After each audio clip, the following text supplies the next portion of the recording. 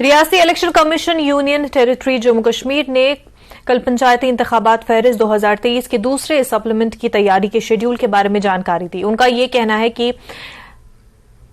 क्या कुछ कहना है, आइए देखते हैं। स्टेट इलेक्शन कमीशन ने इस समय जो पंचायत इलेक्टोरल रोल का है उसका अपडेशन का प्रोसेस का काम फिर से हाथ में लिया है। अभी जो हमारे पास पंचायत इलेक्टोरल रोल्स है वो 1 जनवरी 2023 की क्वालिफाइंग डेट के मुताबिक अपडेट होकर पब्लिश हो चुकी है 10 फरवरी 2023 को,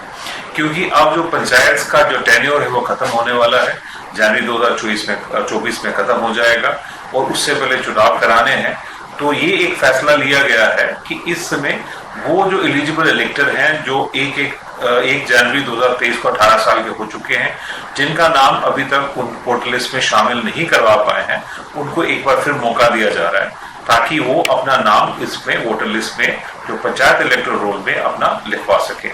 इसके लिए एक स्पेशल समरी रिवीजन जो है, जो सेकंड सप्लीमेंट उसके लिए होगा, उसके लिए प्रोसेस शुरू किया जा रहा है। ये 20 तारीख यानी कल से प्रोसेस शुरू होगा और इसके लिए 2 स्पेशल कैंप भी लगेंगे सैटरडे संडे को। उस दिन पे जो हमारे जो पंचायत बूथ इलेक्टोरल ऑफिसर होते हैं या असेंबली इलेक्शन के BLOs होते हैं जो हमारे पोलिंग स्टेशन में मौजूद रहेंगे,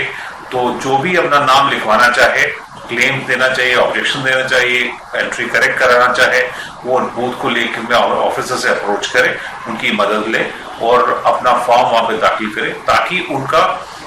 जो नाम पंचायत इलेक्टोरल रोल में दाखिल किया जाए और जो उनका एक बेशकीमती डेमोक्रेटिक हक है उसको एक्सरसाइज करने के लिए वो इसका पूरा डेमोक्रेसी का हिस्सा बने। ये मेरी इनसे जो एलिजिबल इलेक्टर्स है ये गुजारिश है, क्योंकि इलेक्शन होने वाले हैं, तो उससे पहले इस मौके